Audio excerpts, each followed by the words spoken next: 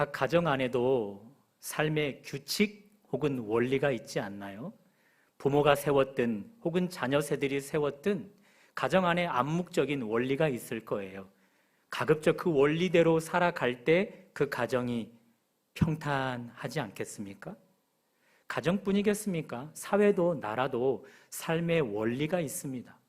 명확하게 제시해준 원리도 있지만 암묵적으로 서로가 세워 지켜가는 원리들이 있죠. 가급적 그 원리들을 지켜갈 때 나라가, 사회가 안정될 수 있습니다. 오늘은 그런 이야기를 해보려고 합니다. 가정도, 사회도, 나라 안에도 원리가 있다면 하나님 나라에 원리가 있다는 것, 당연한 귀결인 것이죠. 여러분과 제가 말씀을 듣는 가운데 하나님의 원리대로 살아가 나 개인도 평탄한 삶을 유지하며 더불어 내가 속한 하나님의 나라도 나로 말미암아 평탄해지는 은혜 있으시기를 주님의 이름으로 축복합니다. 오늘 본문 20절은 이렇게 시작합니다. 스크린으로 한번 쫓아보십시오. 그때에 세베대의 아들들의 어머니가 그 아들들을 데리고 예수께 와서 절하며 무엇을 구하니? 한 어머니가 예수께 불쑥 찾아와서 절하고 있습니다. 성경은 그녀를 소개해 주는데요, 세베대의 아들들의 어머니가 그렇게 소개해 줍니다. 세베대의 아들들이란 예수님의 제자 중 사도 요한과 그리고 야고보를 일컫는 말입니다. 그러니 그녀는, 이 어머니는 예수님의 제자 야고보와 요한의 어머니예요. 다른 성경을 보면 이 어머니의 이름을 살로메라 소개해 줍니다. 또 다른 성경에 보면 이 어머니 살로메는 예수님의 친모, 이름이 누구죠? 마리아 아닙니까? 마리아와 친자매간입니다. 그러니 살로메가 예수께 찾아오면 이모가 조카에게 찾아온 것입니다. 이모가 조카에게 찾아왔는데 찾아오자마자 취하는 태도가 무엇입니까? 절하고 있습니다. 이모가 조카에게 절하고 있습니다. 이 살로메의 행동은 말해주고 있습니다. 예수 앞에서는 나이나 지위를 내려놔야 함을 말입니다.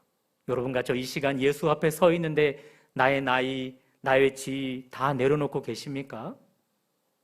또 이 살로메의 태도는 예수를 알되 한낱 조카로만 알지 않고 높여 경배할 뿐으로 알고 믿음을 증명해주고 있습니다. 예수님에 대한 바로 이런 알미 살로메로 하여금 예수 앞에 절하게 만들어준 거죠. 이 예배당 안에 우리는 살로메와 같은 분들이신지요? 예수를 알고 믿되 엎드려 절하듯 경배해야 할 분으로 알고 믿고 있는가? 그것을 질문하고 있는 것입니다. 역사책에서 배운 성인 수준 정도의 알미 아닌 성경의 가르침대로 우리 예수님 앞에 모든 무릎이 꿇어 경배해야 할 그런 이름으로 믿어 나의 마음의 무릎이 나의 실제 무릎보다 더 낮게 꿇어 경배하고 있는가? 그 질문을 던지고 있는 것입니다. 오늘날 교회 밖 세상은 여러분과 저의 무릎을 강제적으로 꿇게 하고 있습니다. 그런 뒤 우리 위에 그들이 굴림에서는 착취하고 짓밟는 현상이 왕왕 일어납니다. 총선을 앞둔 국회의원들이 이 목회자 눈에 딱 그렇게 드러나고 있는 것 같습니다. 저들의 공천권을 손에 쥐고 지락펴락하는 자 앞에 강압적으로 무릎 꿇고 있는 국회의원들로 저의 눈에는 보여집니다. 정작 그들의 의원 배지는 국민이 달아주거나 달아주지 않거나 하는데 궁극적으로는 하나님이 국민들의 마음을 움직여서 그들의 권력을 허락해주거나 말거나 하는데 그저 공천권을 손에 쥔 그 사람만을 바라보면서 강압적으로 무릎 꿇고 있는 자세가 엿보여 안타까울 뿐입니다. 이렇게 세상은, 교회 밖 세상은 우리를 강제적으로 무릎을 꿇게 만듭니다. 그러나 우리 예수님은 어떤 분이십니까? 여러분과 저를 강압적으로 무릎 꿇게 하는 분이십니까? 강압적으로 무릎을 꿇어 당신의 유익을 취하여 가시는 분이십니까? 전혀 반대의 현상입니다. 우리 주님은 당신에게 무릎 꿇은 자에게 아낌없이 주는 나무처럼 오히려 풍성하게 내어주는 분이십니다. 믿으십니까? 그런 주님을 믿는다면 우리 이 시간 예수님 앞에서 살롬의 자세 취하면 좋겠습니다. 나이, 지위 다 내려놓을 수 있으면 좋겠습니다. 그리고 그분께 합당히 무릎을 꿇어 경배할 그분께 나의 마음의 무릎이 실제 무릎보다 더 낮아져 꿇어 예배할 수 있으면 좋겠습니다. 자, 살로메가 알고 믿는 예수는 도대체 그러면 어떤 예수님인가 이제 본문에서 찾아보면 좋겠습니다. 21절 속에 예수님이 어떤 분인지 드러납니다. 21절 우리 다 같이 스크린으로 한번 읽어봅니다. 가로 열고 닫고는 눈으로만 봐주십니다. 시작. 예수께서 이르시되 무엇을 원하느냐?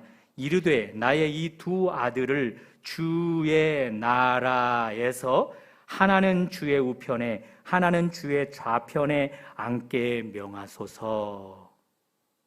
살로메가 예수께 와서 요청하는 말 가운데 앞부분을 주목해 보세요.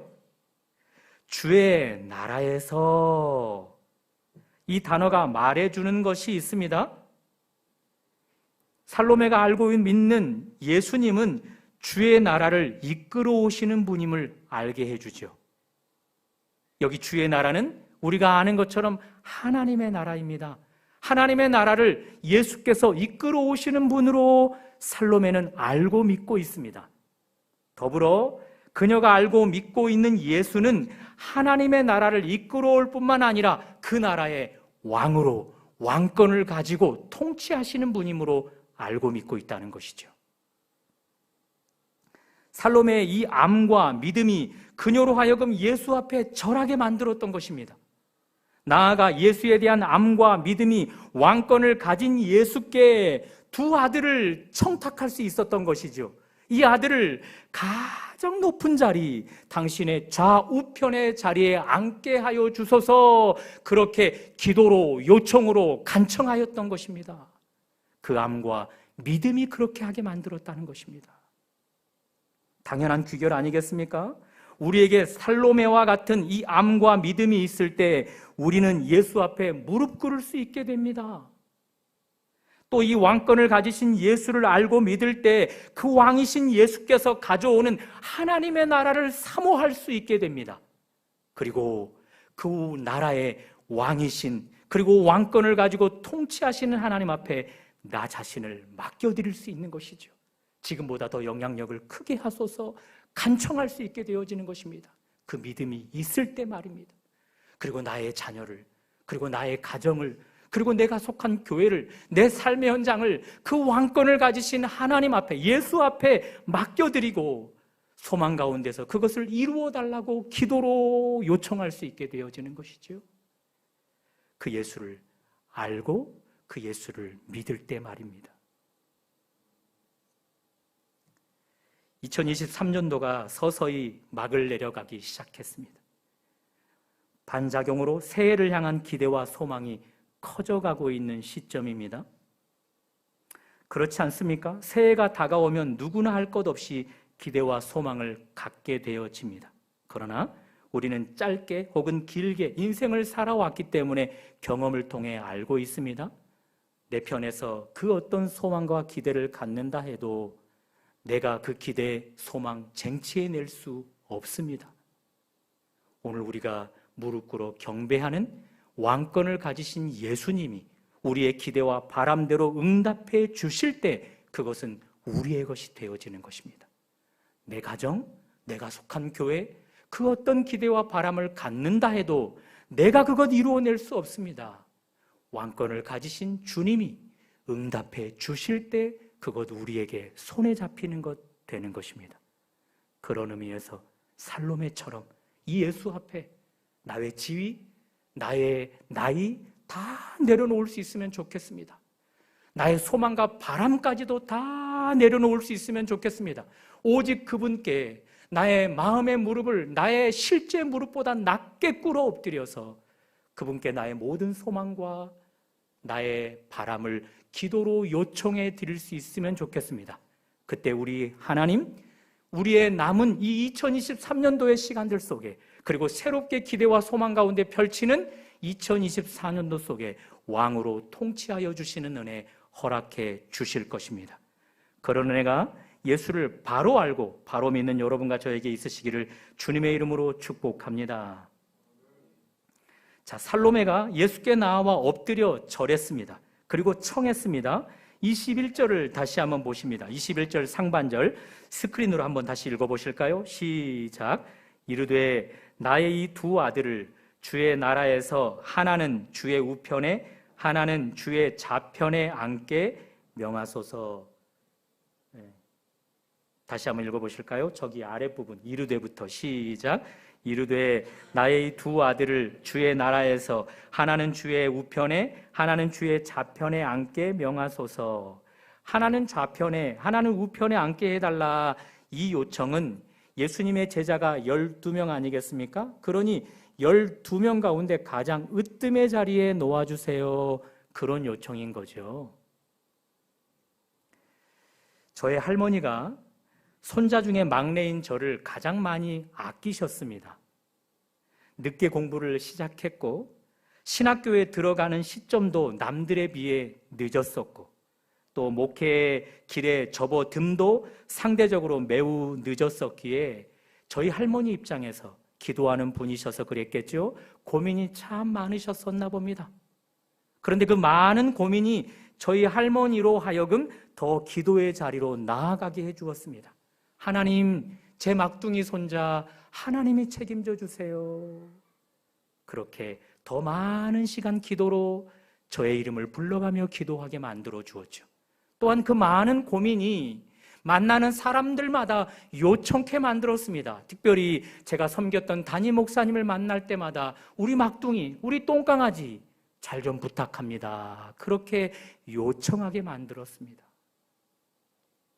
부모, 조부모의 마음 다 이렇지 않겠습니까? 자식, 손자 잘 되는 일이라면 기도 그 이상을 왜 못하겠습니까?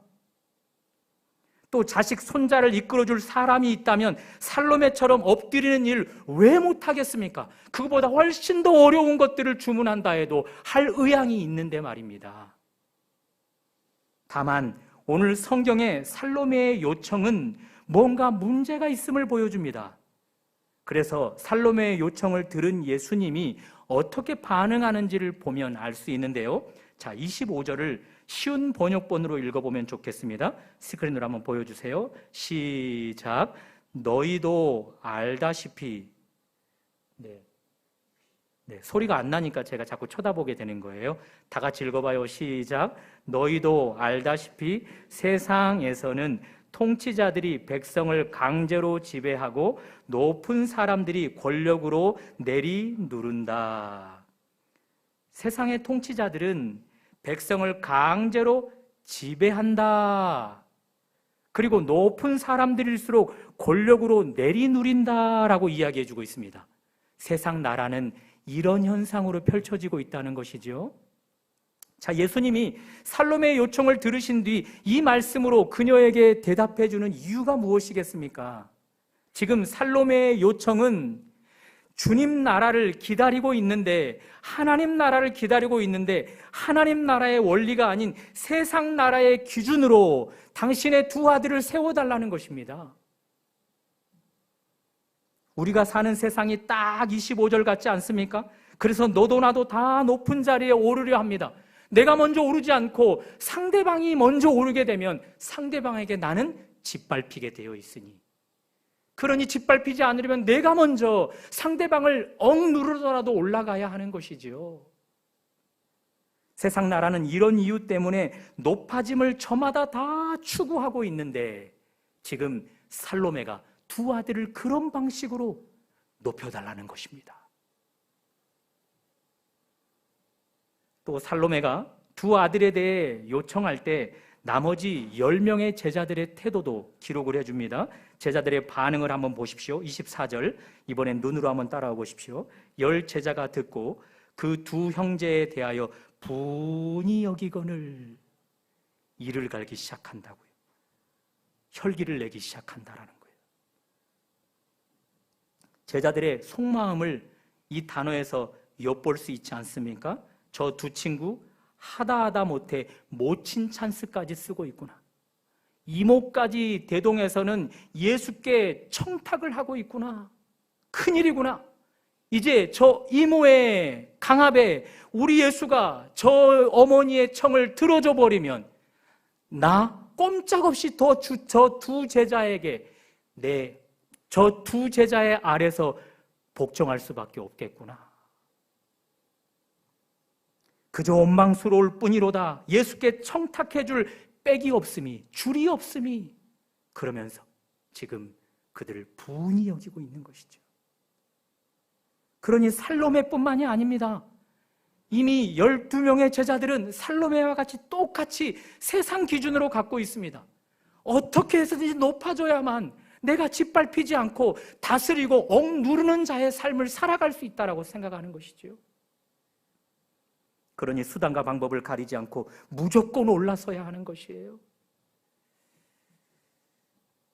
한편으로는 살로메의 이런 마음, 그리고 제자들의 이런 마음 우리 이해할 수 있지 않겠어요? 제자들 다수가 다 못 배운 자들이었어요. 천한 직업을 가진 자들이었어요. 심지어 천한 지역에서 배출된 자들이었어요. 그러니 상대적으로 잘난 사람들에게 무시받고 짓밟혔던 경험들이 뼛속 깊이 새겨져 있는 자들이에요. 이런 자들에게는 본능적으로 이런 상상을 해보죠. 역전이 되어지는 상황만 있어봐라. 내가 너희들의 코를 납작하게 해주리라. 그랬던 그들에게 어느 날 무명의 예수께서 찾아오셨어요. 그들을 제자들로 불러주셨어요. 처음엔 예수가 별 볼 일 없는 분이기에 그저 묵묵히 따를 뿐이었는데 예수 예상보다 너무 능력 있는 분이셨어요. 모든 크고 작은 병을 고치시는 분, 눈먼 자의 눈을 뜨게 하고 다친 자의 귀를 열게 하고 죽은 자를 살려내시는, 곧 예수의 소문은 전국으로 확대되어져 예수의 인기는 하늘 높이 치솟기 시작합니다. 동시에 제자들의 인기도 오르기 시작합니다. 그때부터입니다. 과거 상상으로만 했던 생각이 현실로 붙잡을 수 있을 것 같습니다. 12명 중에 온 인류를 경쟁하지 않아도 됩니다. 12명 중에 11명만, 10명만 제끼면 오른편에 그리고 왼편에 얼마든지 앉을 수 있습니다. 이 경쟁 얼마든지 해볼 만하지 않겠습니까? 마침 스승 예수께서 하나님 나라를 이끌어 오심도 가까웠다라고 말씀합니다. 마침 스승 예수께서 이제 왕으로 그 자리에 자리매김할 날도 상황적으로 가까워지고 있습니다. 그러니 기회잖아요. 오른편에 우편에 앉아야 할 기회잖아요. 이 초로의 기회를 왜 놓치겠습니까? 그래서 살로메처럼 두 아들이 그 이모까지 동원을 했는지는 모르겠어요. 그러나 제자들의 마음을 보면 그들 모든 마음에 어떻게 해서든지 예수 오른쪽 왼쪽에 안고 싶은 그 치열한 경쟁이 그들의 눈앞에 펼쳐지고 있었다는 것이죠. 우리 가운데 살로메처럼 제자들처럼 예수께 구하는 내용이 세상 나라 방식은 아니겠습니까? 세상은 못 배웠어도 돈만 많으면 대접을 받습니다. 머리만 좋으면, 공부만 잘하면, 외모만 잘나면, 그리고 실력만 갖추면 짓밟히던 세상 가운데서 으뜸이 되어지는 상황이 얼마든지 역전으로 펼쳐질 수 있습니다.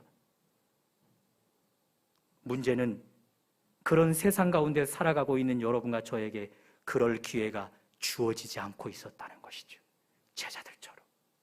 상대적으로 못 가진 것이 너무 많아서 무시당하고 짓밟혔었던 우리였습니다. 제자들처럼. 그래서 본능적으로 상상을 역전을 해보기를 원하는 것이죠. 마침 그런 여러분과 저에게 예수께서 오셨는데, 그 예수 처음에는 별 볼 일 없는 분으로 알고 믿고 따랐는데, 믿어보면서 점점 더 그 예수님이 달라 보이기 시작합니다. 제자들처럼. 그때 생각합니다. 이 예수를 잘만 믿으면, 이 예수의 힘을 잘만 빌리면, 이 예수의 도움을 제대로 받기만 하면 얼마든지 대박나는 인생이 될 수 있겠구나. 무시당하고 짓밟혔던 세상 가운데서 이제 내가 그 자리에 올라 무시하고 짓밟는 상황으로 삶이 전개될 수 있겠구나. 그런 태도로 예수를 믿을 수 있는 여지가 우리 안에 많다는 것입니다. 성경은 이렇게 살로메의 요청이 세상 나라 방식에서 기인했음을 지적해주고 있는 거죠. 이런 관점을 성경은 바로 잡아 주어야만 했던 것이죠. 예수님의 말입니다. 그래서 오늘 본문은 지난 본문과 연결해서 시작이 되어집니다. 자, 20절을 다시 한번 읽어봅니다. 20절 시작. 그때에 세베대의 아들들의 어머니가 그 아들들을 데리고 예수께 와서 절하며 무엇을 구하니, 무엇으로 시작이 되어집니까? 그때에입니다. 그때에. 지난주 그때는 어떤 상황이었습니까? 예수님이 예루살렘으로 많은 무리들과 함께 올라갈 때가 그때였습니다. 그리고 많은 무리들과 함께 올라갈 때 제자들만 따로 곁으로 불러 소곤 내가 십자가에서 죽게 돼, 그리고 살아나게 돼 비밀 이야기를 털어놓을 때입니다. 예수님이 십자가에서 죽게 됨, 그것이 예수님의 비밀 이야기의 핵심이었습니다. 그 이야기를 소곤 하고 있을 때 살로메가 예수님께 찾아온 것입니다. 예수님께 절할 때 그녀는 예수님께 절할 뿐만 아니라 들어야만 했었습니다. 예수님의 말씀의 핵심 십자가를 들어야 했습니다. 그러나 그의 귀는 듣고 싶은 것만 들려질 뿐이었나 봅니다. 그저 자신 안에 있는 마음, 예수님께 나왔던 목적, 두 아들이 오른편에 왼편에 앉게 되는 것, 그것만 급급하게 내놓을 뿐이었다는 것이죠. 바로 그것이 비밀 이야기 십자가라는 주제의 핵심을 듣지 못하고 그저 마음에 있는 것들을 풀어내는 과정 속에 급급했던 이 살로메, 결국 이렇게 넘어져 버리는 거예요. 세상 방식을 추구해서 하나님 나라 안에서 살아가려고 하는 거예요. 여러분과 저 다 알고 있습니다. 예수님께서 하나님 나라를 이끌어 오기 전 이미 세상 나라는 죄가 다스리고 지배하는 현장이었죠. 죄가 왕으로 군림하던 나라였습니다. 인류가 본래 왕이셨던 하나님을 등져버리고 죄의 상징인 사탄을 선택했기 때문입니다. 그때부터 세상 나라는 하나님이 아닌 사탄으로 상징되어지는 죄가 왕으로 등극했었던 것이죠. 그러니 세상 나라 가운데 하나님의 나라가 와서 세워지려면 먼저 세상 나라를 지배하던 그 왕권이 무기력화되어야 하는 것입니다. 그 일은 오직 한 가지 방법, 예수님이 십자가 지는 것으로만 이루어진다는 것이죠. 그래서 예수님은 십자가를 소곤 제자들에게 말씀하시는 중이었습니다. 그러니 살로메도 이 소곤하는 주의 메시지에 귀를 기울여야만 했었던 것이죠. 그런데 그것에 귀를 기울이지 않았어요. 여러분과 제가 언제 세상적인 가치관으로 하나님 나라 안에서 살아가려 하는지 아십니까? 주님이 비밀 이야기처럼 털어놓는 핵심의 메시지, 십자가에 귀를 기울이지 않을 때입니다.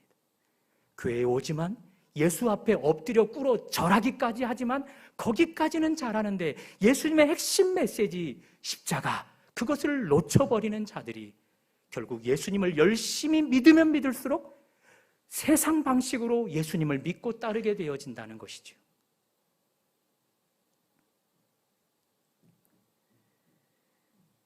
예수께서 이끌어오는 하나님의 나라의 핵심 원리는 그렇다면 십자가였음을 알게 되어집니다. 자, 이 십자가를 우리 예수님은 이런 삶으로 풀어내기를 바라고서 말씀해 주십니다. 26절, 27절입니다. 스크린으로 한번 다 같이 읽어보실까요? 시작.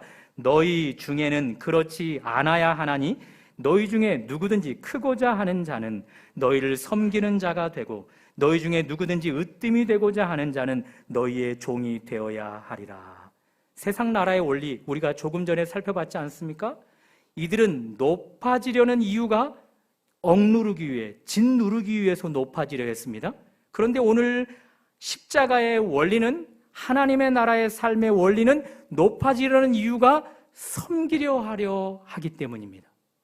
정반대예요.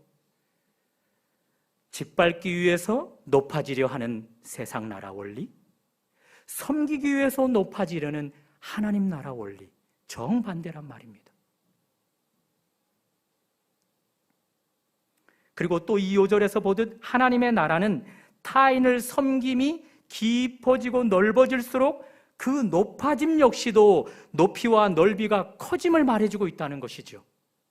어정쩡하게 사람을 섬기면 나의 높아짐도 어정쩡합니다. 하나님 나라에서.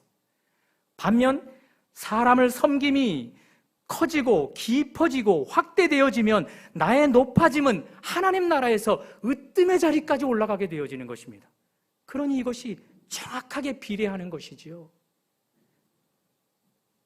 자, 예수님은 십자가를 이렇게 풀어내 주셨습니다. 그런 뒤 이 삶의 원리를 살아내는 자에게 당신 우편과 좌편의 자리가 허락되어질 것을 말씀하시는데요. 다만 그 자리 허락하는 것 당신이 하지 않는답니다. 하나님이 하신답니다. 하나님이 하신다 하면서 의미심장한 말로 이야기해 주는 부분이 있습니다. 23절 초반절부터 우리 스크린으로 한번 읽어봐 주십니다. 시작. 내 우편에 앉는 것은 내가 주는 것이 아니라 내 아버지께서 누구를 위하여 예비하셨든지 그들이 얻을 것이니라. 자, 이 지금부터가 굉장히 중요합니다. 하나님이 그 자리, 예수 오른편 왼편의 자리를 주시는데 누구든지 주신답니다.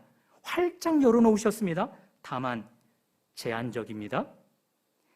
누구든지 누구를 위하여 예비하셨든지 그들이 얻을 것이다. 제가 지금 스크린에 완료용으로 예비됨이 완료되었다라고 써놨어요. 예비되었든지 그들이 받게 될 것이라는 거죠. 예비되었다가 진행이 아니라 완료되었답니다. 이미 그 선택 안에 들어올 자들을 확정해 놔버렸어요. 시간이 지나서 거기에 플러스 시키고 빼고 이런 일이 없다라는 거예요. 잘하는가 못하는가에 봐서 넣고 빼고 그런 일이 없다라는 거예요. 이미 하나님이 오래전에, 창세전에 당신의 나라, 그 나라에서 예수 오른편에 왼편에 앉을 자를 이미 결정해 놔버렸다라는 거예요. 완료형으로. 그러니 이 사실은 여러분과 저에게 두 가지의 삶이 나타나야 하는 것입니다. 첫 번째, 예수의 하나님의 나라에 이미 완료형으로 예비된 자들은 그들의 삶에 26절, 27절이 삶으로 드러나게 되어 있다는 것이죠. 왜요? 그 삶을 살아 하나님 나라에서 예수 우편에 좌편에 앉도록 완료형으로 결정되었기 때문에요. 그러니 우리 점검해 봐야 해요. 오늘까지 내 삶에 사람을 섬김이 여실히 드러나고 있다면 나는 완료형으로 예비된 자 안에 들어가 있는 거예요.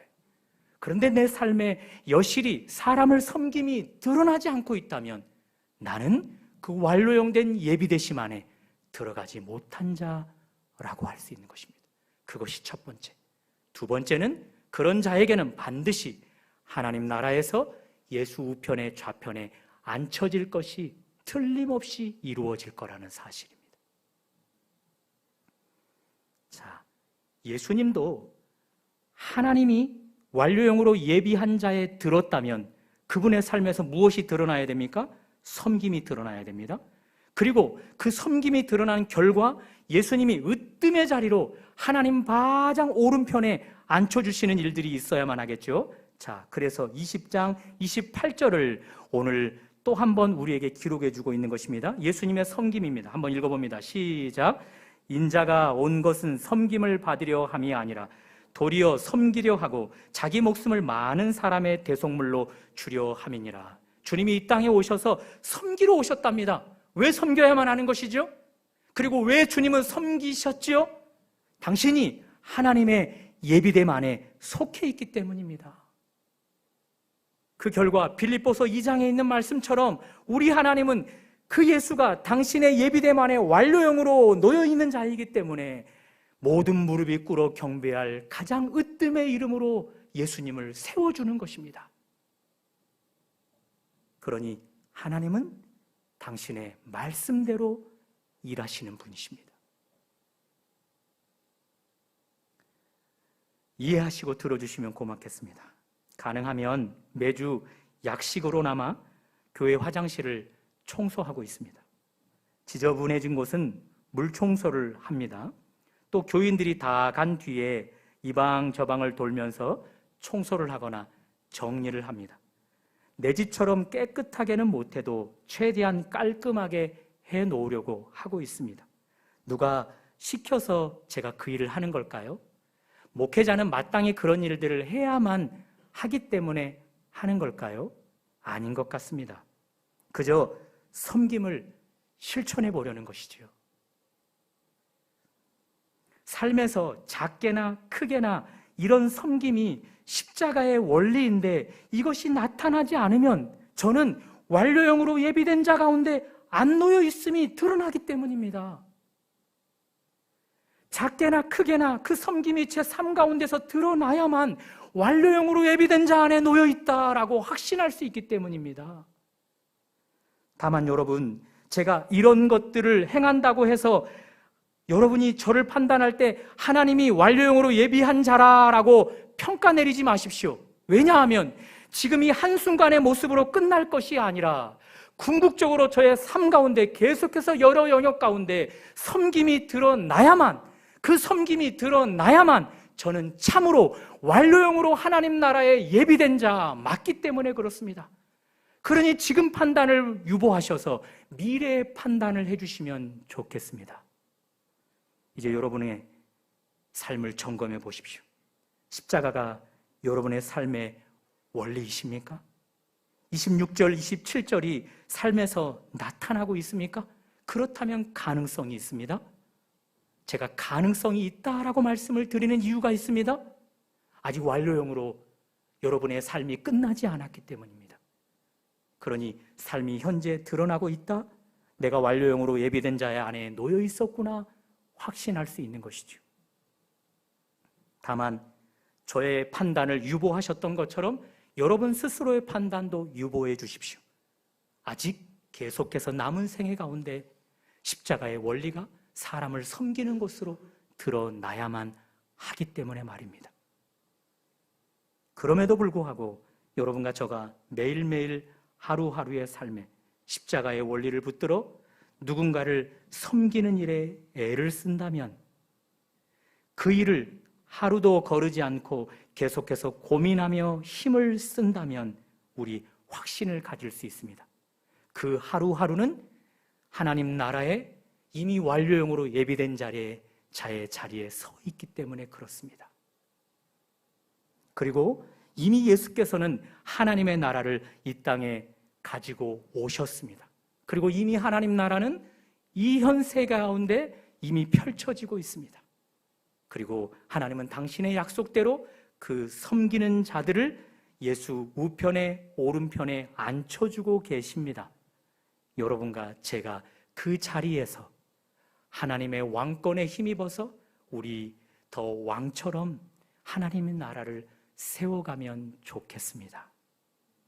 사랑하는 여러분, 작은 가정 공동체 안에도 삶의 원리가 있어요. 더 큰 단위, 사회, 나라, 당연히 그 원리가 있어요.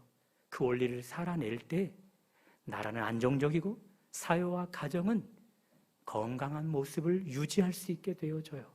하나님의 나라도 마찬가지예요. 그 하나님의 나라의 원리는 십자가예요. 누가 그 십자가를 내 삶의 원리로 실천해낼 수 있을까요? 예수님께 귀 기울이는 자예요. 교회 나오는 것으로 끝, 열심히 봉사하는 것으로 끝 하는 것이 아니라 예수님의 핵심 메시지, 당신이 죽고 살아나야 함, 그 십자가가 나의 십자가이고 그 부활이 나의 부활임을 계속해서 우리가 귀 기울이고 집중해야만 해요. 그래야 그 십자가가 내 삶의 원리로 체득되어 내 삶 바깥으로 나올 수 있게 되어지는 겁니다. 그런 사람이 세상 원리로 하나님 나라 안에서 살아가려 하지 않습니다.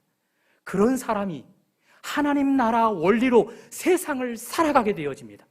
왕권을 거머쥐신 예수님과 함께 그분 오른편에서 왼편에서 그 왕권을 같이 가지고 이 세상을 하나님 나라 되게 하는 일에 힘쓰게 되어지는 것입니다. 이제 우리의 선택 앞에 놓여 있습니다. 이미 하나님 나라가 우리에게 왔습니다. 그 나라 안에서 십자가의 원리, 섬김이 드러나야 할 것인데 그 섬김을 묵묵히 우리의 삶에 드러내셔서 그 주님의 그 오른편 왼편 자리에 앉아 무너져가는 세상 가운데 우리가 세상을 새롭게 하는 그런 통로로 쓰임받을 수 있기를 주님의 이름으로 축복합니다.